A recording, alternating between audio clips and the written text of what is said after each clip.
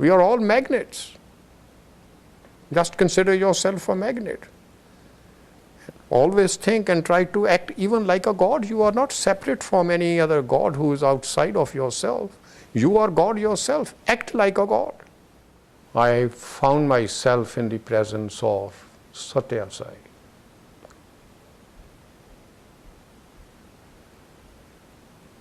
I was not in this body. Baba had given me that experience, taken me out of the body, showed me as to who I really was, and then put me back into the body. But how do I get into that perpetual bliss? The language being used was English. And the exact words were, "You and I shall leave our physical bodies together."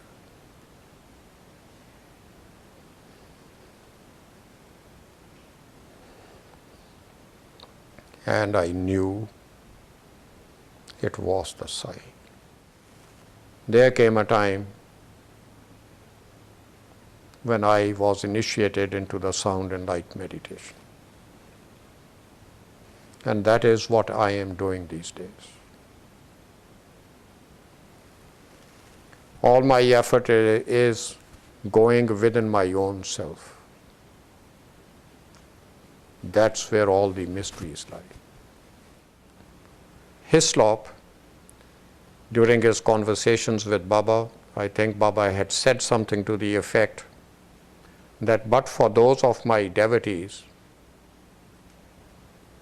who meditate upon the pranava, meaning the sound, there would already have been a nuclear holocaust. All I can tell you is that as of today I know who exactly I am, where I came from, where I am headed to, and the purpose of being here, and every step along the way is known to me. His story is simple yet profound.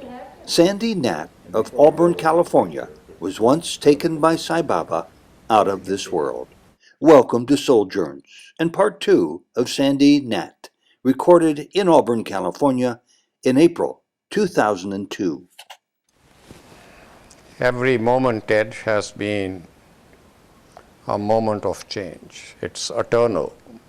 One moment is not the same as the one prior to that. It's constantly changing. It's constantly changing. The last time, I think it was in 1997 when you came. The previous tape was made at that time. We are in a different location at this now, and in this new house. It has been about 4 years. First of all, let me say that this is a home that I had prayed for. I am a person who is very much in love with all nature and everything that God created in His own glory. And I wanted to live in a place where I could look out a long distance view of 100 miles and really draw in everything that has been created. It was a wish in my heart. Internally, I prayed to Sai Baba. I always refer to him as the man with the fluffy hair. He granted that wish. It's all his doing. I would not go into that long story as to how this house came about, but it was all his doing. He granted the wish, and I have deep gratitude for that. So who is Sai Baba today compared to who he was to you 5 years ago? He is always the same. But I am not the same. And something in a passing reference, let me say that this very house that we are sitting in here today, when this house was being built, and its foundations were being dug up, there was vibhuti pouring forth from the ground itself. And then there was one little thing that I did on my own,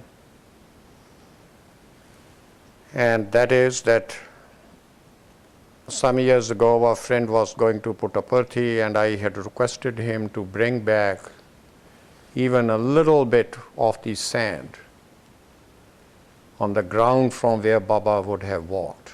For me it was most precious.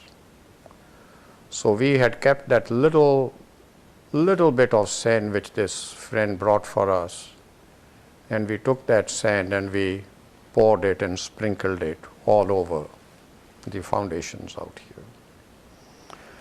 I have not been to Puttaparthi for zillions of years since I got kicked out. And I don't think if it would be possible to gather even a little bit of sand these days, because the place must be all built up. And we still retain a little bit of that sand, which is very, very, very precious to us. So this is that house. All right, now coming back.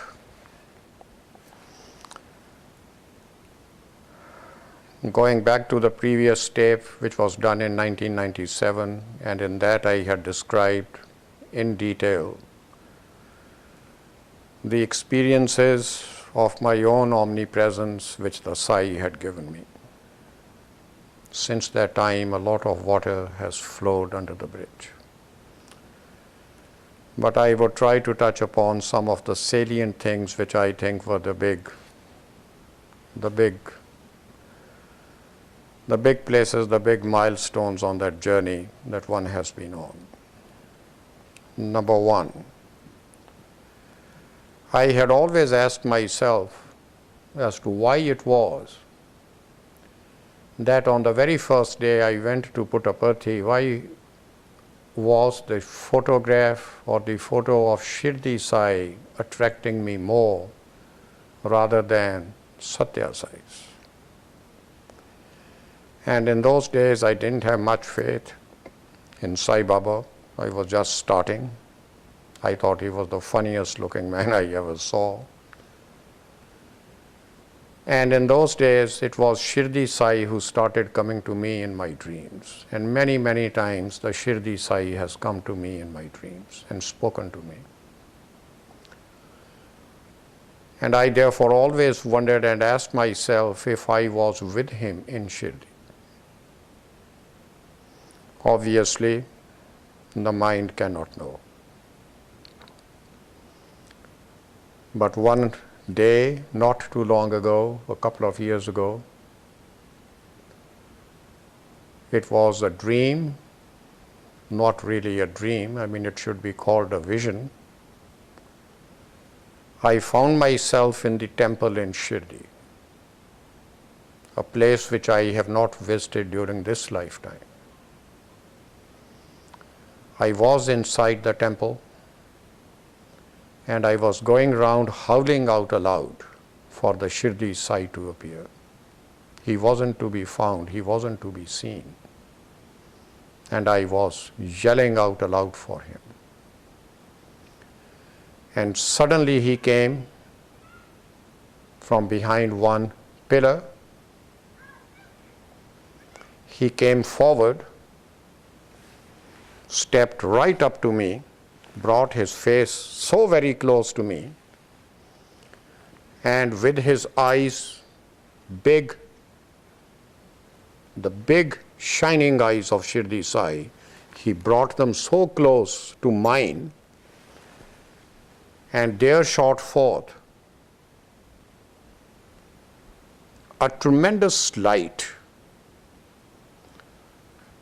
like the light that you may see on when there is a thunderclap or when there are clouds and it's raining.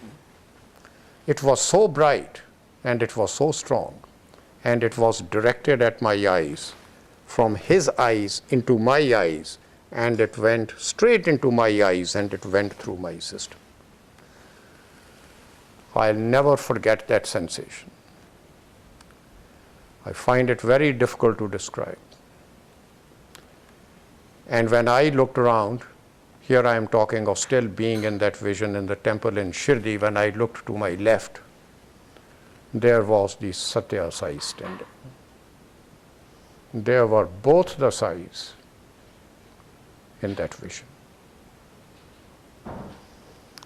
I did not realize its import or its significance at that time. But later on I learned that in Sanskrit, I think it's called Shakti Pad. What it really means is transferring energy through the eyes in order to elevate your level of consciousness. No act could be an act of greater love and compassion and mercy, which the Sai did at that time. It has made a tremendous amount of difference. And I still cannot yet even perceive its effect. It's not for me to judge myself. I cannot. And then after that, I have had another vision in which I found myself in the presence of Satya Sai.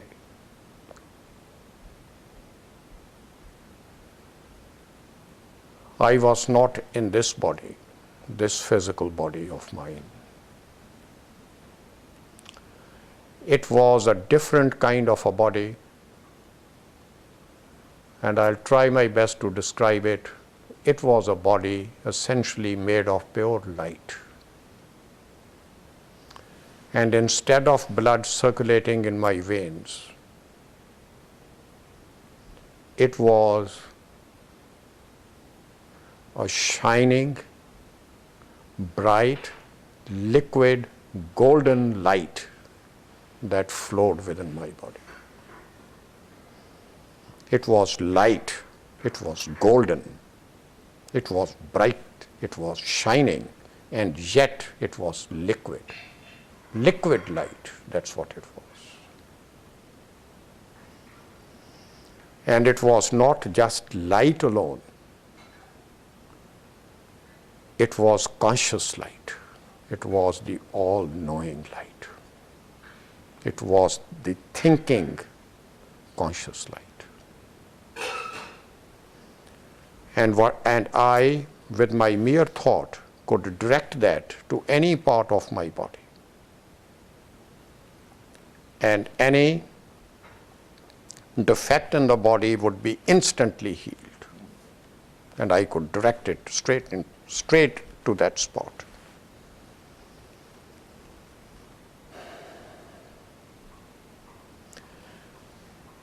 I still, as of today, do not completely understand its significance. But Baba did in one of his recent discourses last year. He did make a reference to this.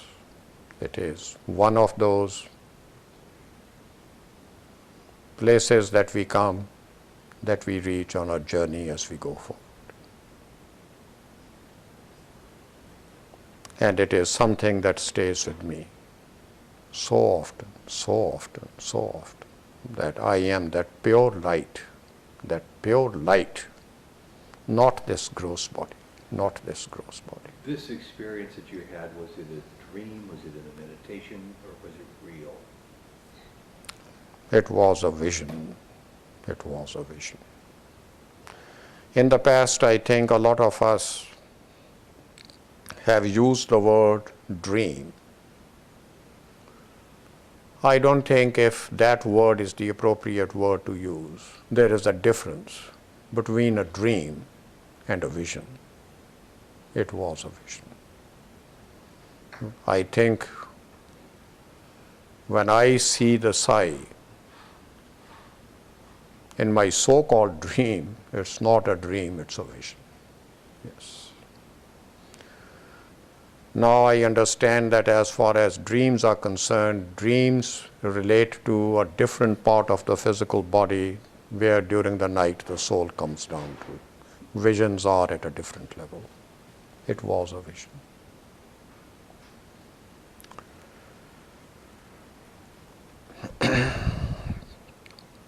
Then there was another life-changing experience which has had a tremendous effect on me. And for a long time I did ponder over it. And I knew you were coming and that we were going to tape this. I was in two minds whether I should put it on tape or I should not. Or should I keep it very private? With the faculty of the mind, I could not decide. I was vacillating all the time. So, right now, there is an urge within me which is telling me to share it with you. So I do. It is Baba who is telling me to do it. So I do this in his name. It's not for me, I say so in his name.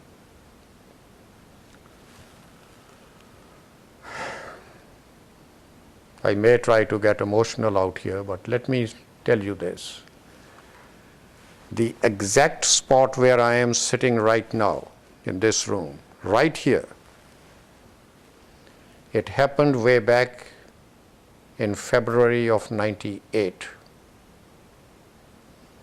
It was early afternoon. Immediately after lunch, I came and I laid down here on the carpet. It was a brilliant, bright, sunny day, and sunlight was filtering through these windows, and I just lay down here. No sooner had I laid down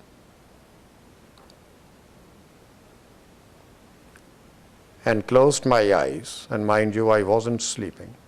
Suddenly I sensed somebody's hot breath here on my ear, on my face here, as if somebody was trying to say something to me.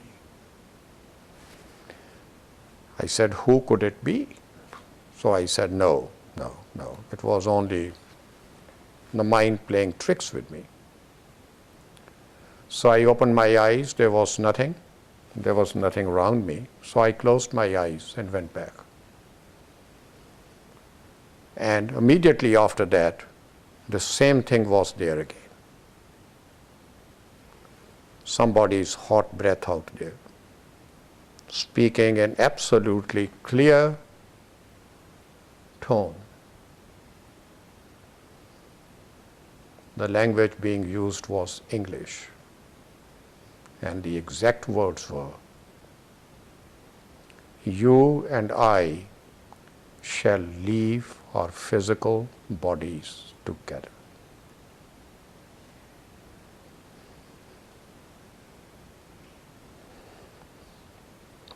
And I knew it was the Sai. Oh, I knew it. I knew it. Again, the whole thing still raised a lot of doubt. And within myself the thought came, what really is being said? What does it mean? And again, the second time, the same words were uttered again. You and I shall leave our physical bodies together.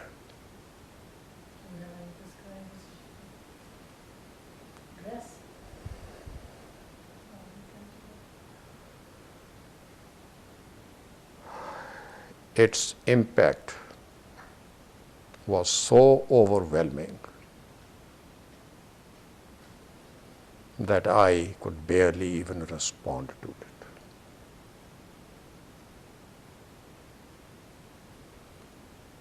And I know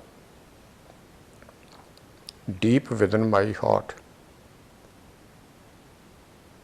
that I shall go, fly out of this mortal cage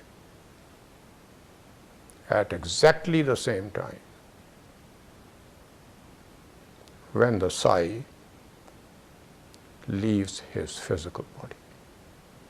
I know it. And I consider myself to be a very fortunate man to have been chosen for that purpose, for that great privilege. That's what I was given. And that thought stays with me all the time, all the time, all the time.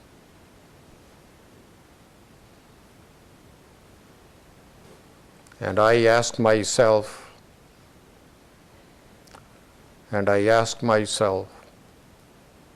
what new experiences would there be in store for me between now and then in order to qualify to go with him, to go with him.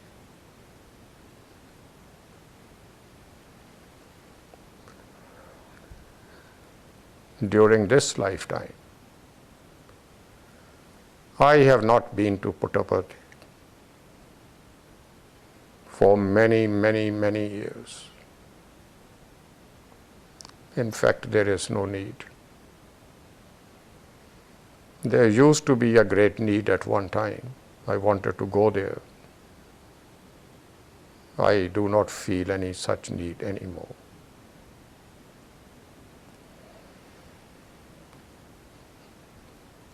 I find the Sai with me at all times. At all times. He is within me, he is around me, he is there in everything that I cast my eyes upon. He is there within you, Ted, he is there within you, Jody, within you, Kuldeep. Every object,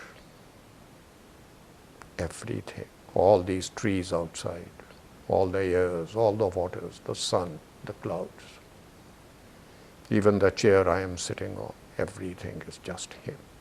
It's just him. It's just him. And I think the greatest of all plays is this game that he is playing, where with his physical body he sits in Puttaparthi. And the world seems to think he is there. And they go to him. And I have one other great comfort, and that is these few years out here on this planet, being with him are not so important as being with him unto eternity when we discard the physical bodies. What I have not been able to get here of his close physical presence, he has granted me that proximity unto eternity. And I know it. How many people do I ask myself would be given this foreknowledge that many years in advance, that many years in advance.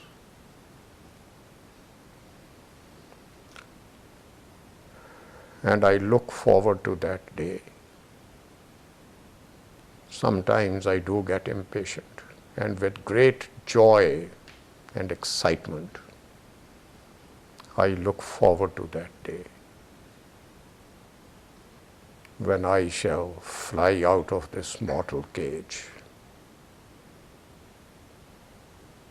at exactly the same time when he does.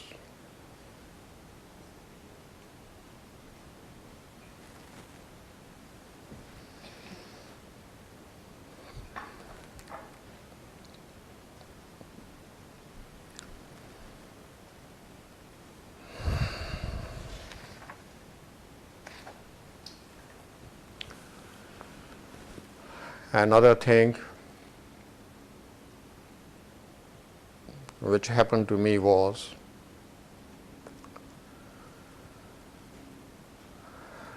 that there is, still is, a doctor in San Diego who doesn't practice medicine, but he was in financial planning, and for his company I worked for some time.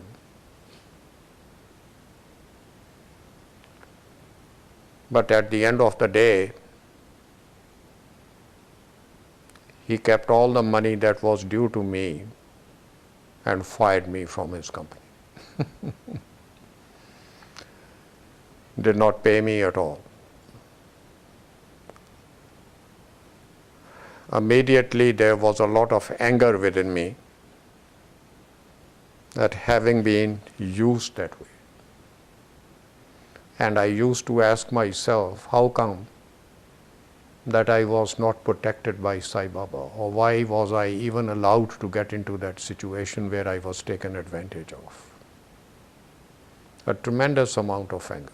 Sometimes the thought would be to go down to San Diego and deal with this man in a rough manner. But those were just thoughts.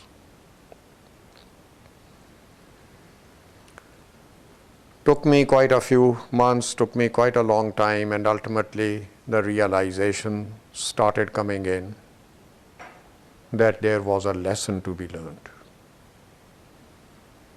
And one night, the Sai gave another vision when my anger against him, against the doctor, wasn't so high as it had been in the past.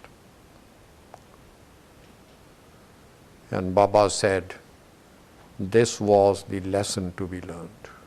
This was the lesson to be learned. I am as much in that man as I am in anybody else.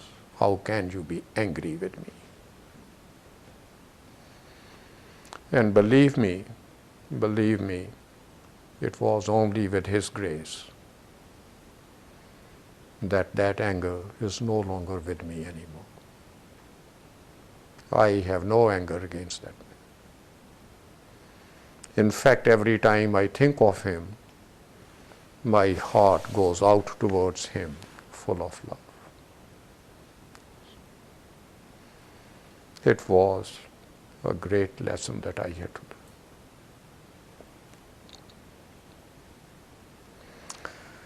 Then talking of experiences here, and let me also share something which happened last year. It was pretty comical. Baba, you can never say, does not have the streak of humor about him. It was summertime, and I had been working out in the yard, and I was wearing those ill-fitting, loose, the so-called California shorts, frazzled at the bottom. So I came in here into this room, and right at my back where there are these life-sized photographs of Baba. As I walked in, I happened to look at them. You cannot avoid looking at them. And I stood before them, and I literally said to myself, and I said, you man with the fluffy hair, I have not seen you for so long, and if I were to come across you again, I would hold you so tight, I'll never, ever let you go. That was a thought. No sooner was it done that it was forgotten. But the same night,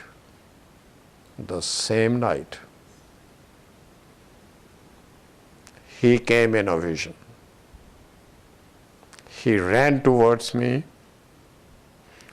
caught hold of me, clasped me so tight and started walking away with me with his arms still around me and uttering the words, "Let's go home. Let's go home."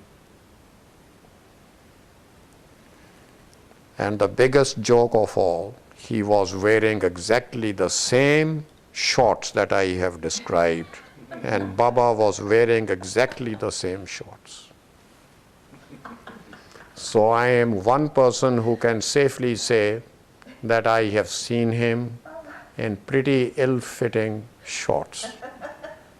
I don't think very many people may have seen his legs. I have seen him with his shorts on.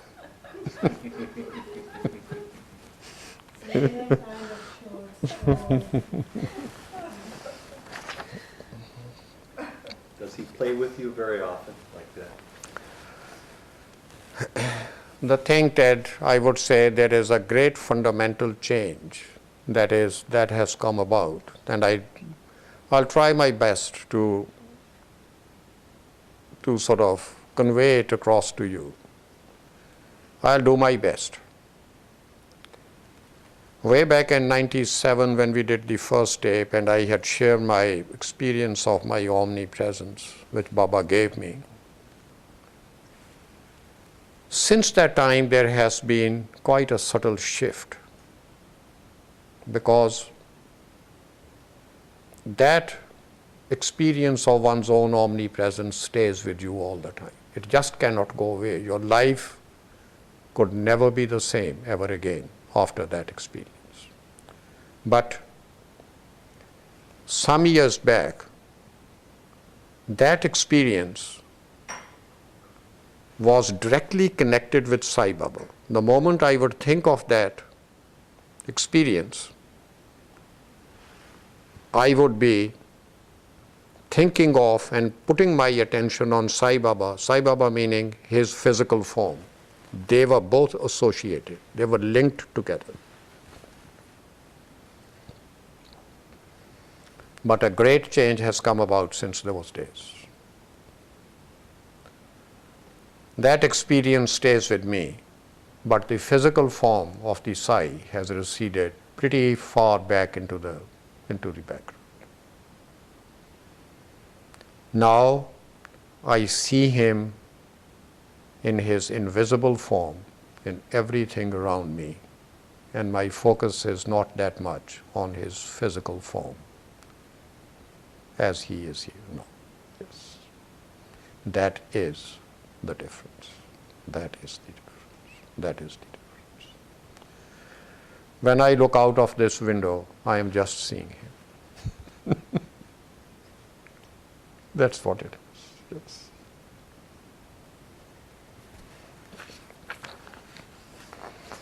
Any other questions concerning Sai Baba before I move on to something else?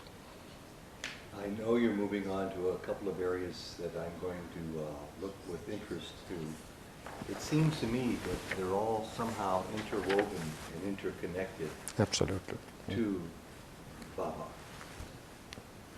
So is it safe to assume that even though the words may be different and the names may be different, what you're still talking about is the one God?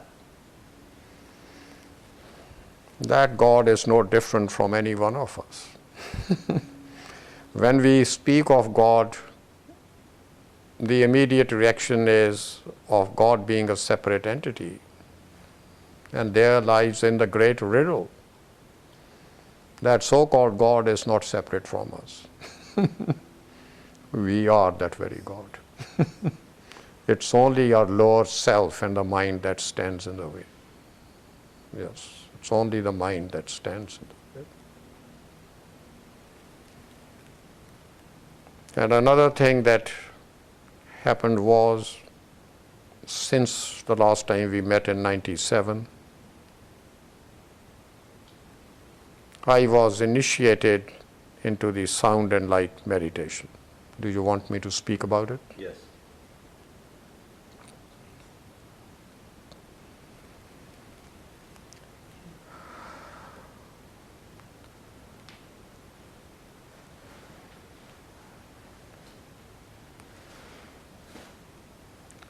since the time of my first experience of my own omnipresence and those life-changing experiences that Sai Baba gave me,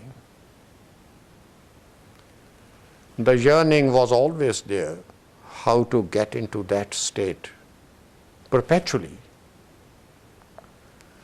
Baba had given me that experience, taken me out of the body, showed me as to who I really was, and then put me back into the body. But how do I get into that perpetual bliss? I had no way of knowing. I did not know. But as they say, everything happens in its own time. There came a time when I was initiated into the sound and light meditation. And that is what I am doing these days. All my effort is going within my own self. That's where all the mysteries lie. I am devoting more and more of my time looking within myself, and that's where I stay. The sound meditation is the one that is the only panacea for all the ills of man. The sound meditation is the only thing that can control the mind. It is the mind that stands in the way. And it can be controlled only with your attention upon the sound meditation. If you were to read this book called The Holy Science, which was written by the master of Yogananda, he too speaks of that. If you were to read the writings of Saint Kabir, that's about it that he speaks of.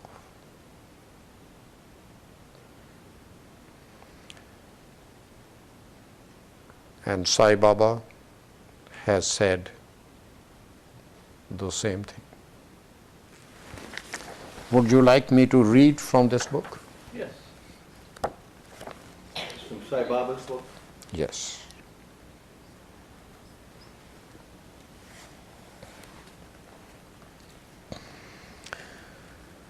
I am reading from this book, the title of which is Baba is Here. And I go to page 63, subtitle Creation 1. This is in the form of questions and answers. Question: Swami, what was first, the word or the image? Baba's answer: the Om, its vibration propagated in the form of light. Question: how can sound spread through space in the form of light, Lord? Answer: there was no space. Space was created as the light expanded through the nothing, permeating the ethers so that it could serve as a resonance box to the primordial sound. That is the sound I am talking about. If there is one reality, every master can speak of only just the same. The words may be different, but there is but one reality. It is the sound. The sound, the seat of that sound is here in the area of the third eye. That is the one that gives the life impulse to this body. When we concentrate on that sound, we do our meditations on that sound, we are clearing up the very atmosphere of the universe that man has polluted with his thoughts and with his actions. I think it's mentioned in one of the books by Hislop During his conversations with Baba, I think Baba had said something to the effect that but for those of my devotees who meditate upon the pranava, meaning the sound, there would already have been a nuclear holocaust.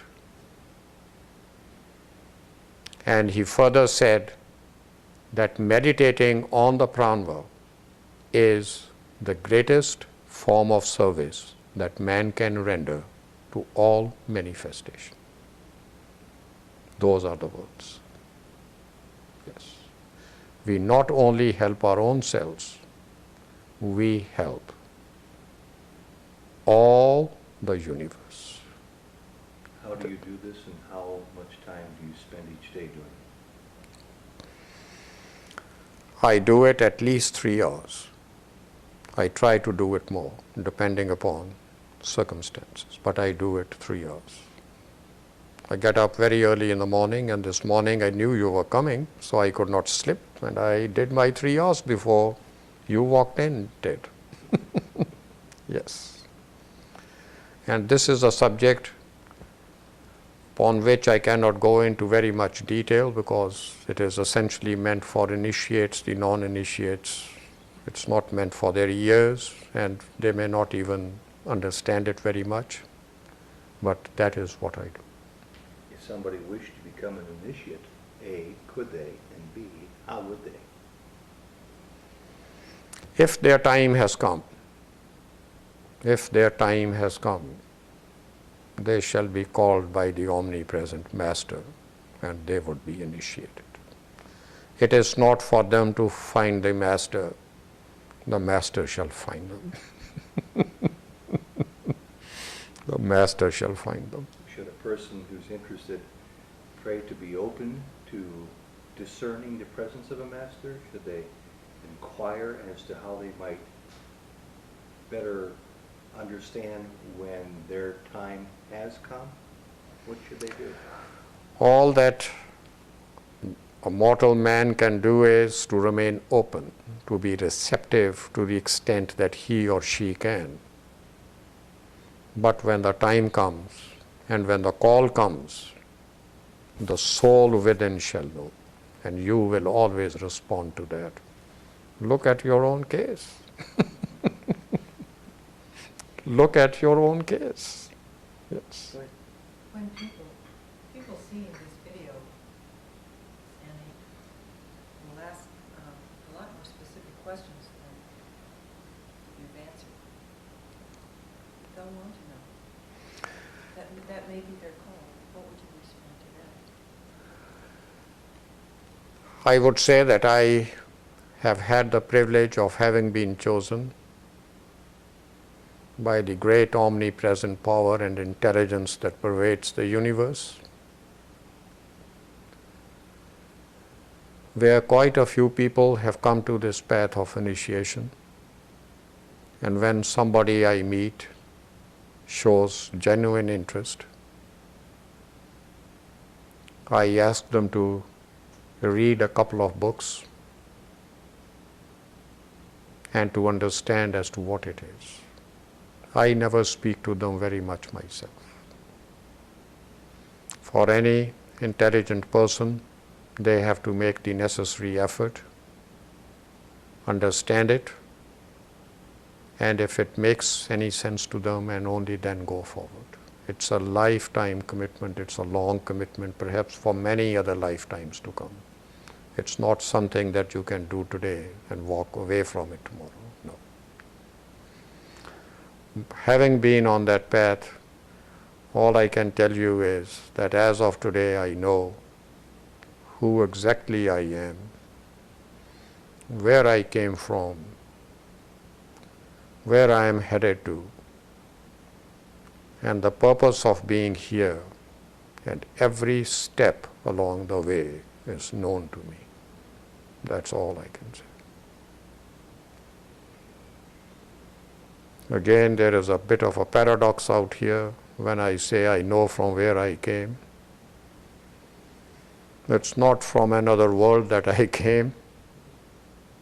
We are all omnipresent. We will always be here.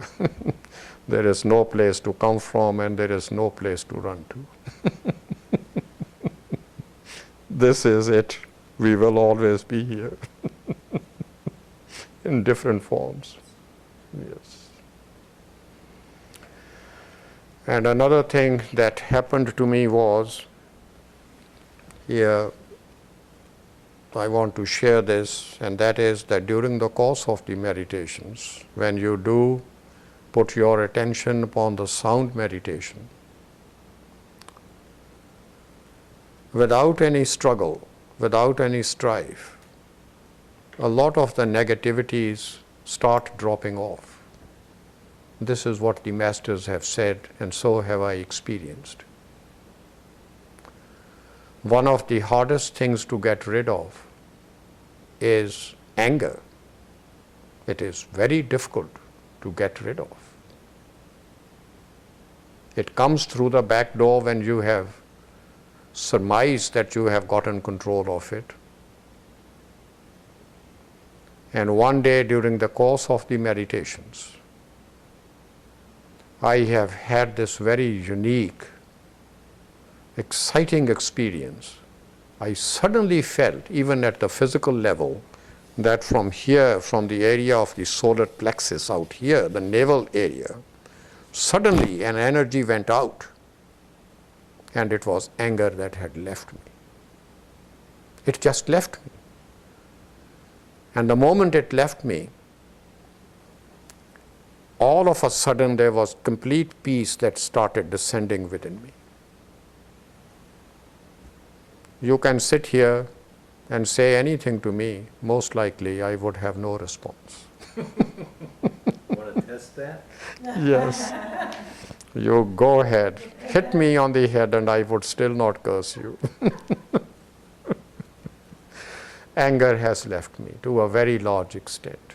It's very difficult for me to judge myself, but to a very large extent, it has left me. If I do get angry, but I control myself immediately. I am conscious of that, but I put myself in charge. Yes. Baba, Jesus, so many teachers, spirit beings seem to ask so much of us, from reciting the name of the Lord, to being in a state of grace, to singing devotional songs, to doing the work that's good, that helps others. With all of you've experienced, where are you in knowing what's most important for you to do with the growth you've experienced spiritually over the last dozen years? There used to be a time, Ted, when I would ask myself, in what direction do I go, and what should I do, and what shouldn't I do? It's all history at this time. The only thing that really matters to my way of thinking is just the present, the now. I don't think of the future and make plans. There are no plans to be made. I may not be here tomorrow.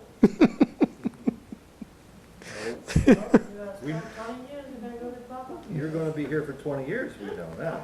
Well, if that be the case, then in that case, that tomorrow would direct me. Yes, that tomorrow would direct me. What about others? What should others do that most serves them to advance their spiritual evolution, their spiritual development? The only thing that they can do is to realize that they are neither the body, nor are they the mind, and nor are they the intellect. Look within themselves. There is something within them which is the reality which they have not got it in touch with. And that is their real God self, and that is the purpose of life that we came here for. And when you live in the eternal present, I always feel that I am not a separate entity from all this creation. I am all this creation. All this creation is me. So nothing has to be added unto me, nothing has to be taken out of me. I do not seek any new situations to come into my life, nor do I seek any existing situations to go out of my life. Where can they go and where can they come from? It's not that way. The present, the way it is in perfect balance and it is in perfect harmony. It is God itself. The now is the omnipresent and it's absolutely perfect. And every thought that arises within me is not my thought. That thought comes from that other power which makes me think, which gives me the power to think. When you align with that power, then you live in the present and you make no plans. There are no regrets. There is no judgment, either of yourself or anybody else. No. No judgments, no regrets, no past, no future, nothing. It sort of sounds like you're saying you need do nothing. You will do a lot.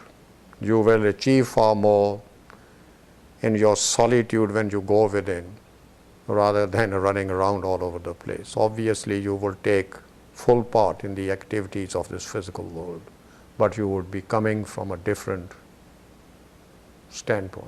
Tell us about that, Sandy. How do you manage your business life and day-to-day duties and obligations while you're in a different consciousness? Originally, Jody, it was a little difficult to relate to people, Sometimes it became a little difficult, but as time went by, it became easier and easier as your understanding of the whole thing became that much deeper. It becomes that much easier. The other thing is that in order to live in this world, in this physical world, we all have certain physical requirements. And it is not that we can live without them. You need a home to live in, you need food, you need shelter, you need money, you need so many other things. But a very wrong idea seems to have come about in the history of man, where they seem to think that material riches are something which should be scoffed at, which should be shunned, and a person should renounce the world and go away. No. Everything here is just the spirit. It's God in its manifestation. It's in perfect order. There is nothing wrong out here. There's nothing wrong out here. So being wealthy and having a lot of material riches is perfectly fine. God is abundance himself. Look at the universe. You take one seed of a mango and throw it out. How many more mangoes do you get? That is the abundance of this universe. And the thing that works out here, it is the law of attraction that works. You don't go chasing after things. You don't have to go out and work for things and run after things. It is the law of attraction. And the law of attraction works through the great mighty power of thought that God has given us. Every thought that comes through our mind is essentially a thought coming from Him. It has that potency.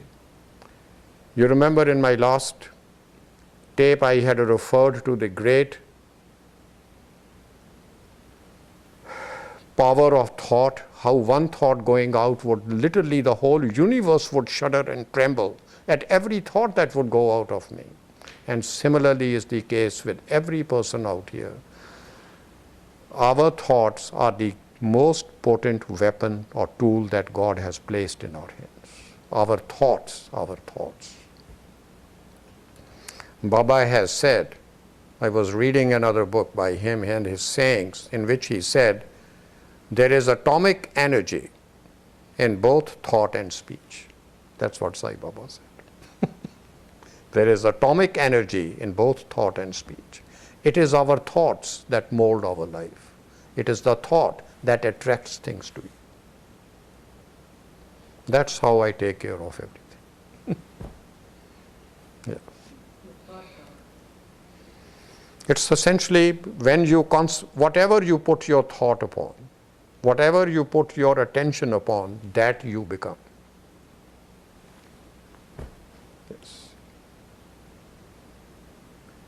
So with the changes that have come about in you since the last time we were here 5 years ago, I remember in addition to Saint Germain, Eckhart Tolle, and the Power of Now, and Sai Baba, and the wonderful experiences that you were given with your visualizations, a lot has happened, as you said. Much water is now under the bridge. Do you expect there's a continuum with our spiritual lives, that another 5 years you'll have another 5 significant occurrences that will contribute to making who Sandy Nat is? Or do you reach a point where it just levels off? You reach a point, Ted, where you do not count in terms of the number of experiences you would have in the days to come and the number of different levels of consciousness you may or may not have. You reach a point where you just exist in the eternal now, and you have experienced that great intelligence which is behind all this, and you have complete trust and faith in it. And believe me, it has such great control, such a tight grip on everything here, that nothing can move without its will. Nothing. Not even the breath would flow without its will. So if you have complete trust and faith in that, you don't need anything more. It knows, it orchestrates the universe. It will take care of everything. Take the last few seconds and decide if there's anything you wish to add to anybody watching this, or if what you told us is the whole of what your message is for this time. Is there anything else you wish to add? All I would say is be careful about your thoughts. What you think that you become. Be careful about your thoughts. Your thought is the most potent tool you have in your hands. When you think, that particular thought affects the entire universe. That's the way it is. Thoughts are real. Thoughts are real. Thoughts are real. This is all electromagnetic energy. We are different units of energy vibrating at different frequencies. This is all energy, and we affect this energy with our thoughts. Whatever we think, the same way this energy field gives us the fruit thereof. So we could contribute to peace by thinking peaceful thoughts about what's happening in the world now? Absolutely. The most potent vibration that there is, the strongest vibration, the most powerful vibration that there is the vibration of love, of love, of love, of love. Anything contrary to that takes you away from that. And always remember that love is the greatest force that there is in this universe. It's the law of attraction, I said. What is the law of attraction? Love. It's the law of attraction that holds the universe together, the molecules together. That's what it is. You're saying if you can learn to overcome the anger and the absence of love in a man such as the doctor who was your client, that others can learn also to shift their thoughts from negativity. Absolutely, absolutely. And I would say, consider yourself as a magnet. We are all magnets. Just consider yourself a magnet. Always think and try to act even like a god. You are not separate from any other god who is outside of yourself. You are God yourself. Act like a god. Just think that God is in this body, which is true. Act like a god. And the moment you start acting like a god, you will become God. The moment you put your attention upon your divinity, you will realize your divinity. You are gods. We are all gods. There is no need to run anywhere else in the universe to find somebody. It's all here. Yes, yes, it's all here. Thank you, Sandy. Thank you very much, Ted. Gonna put it Yeah. on. Sandy, thank you very much, and Kuldeep, thank you also very much for allowing us to come into your beautiful new home here You're most welcome, Dad. in Auburn. We'd love to have you. And before we go, we'll take a picture of the wonderful vistas that you have. Thanks again, Sandy. Thank you.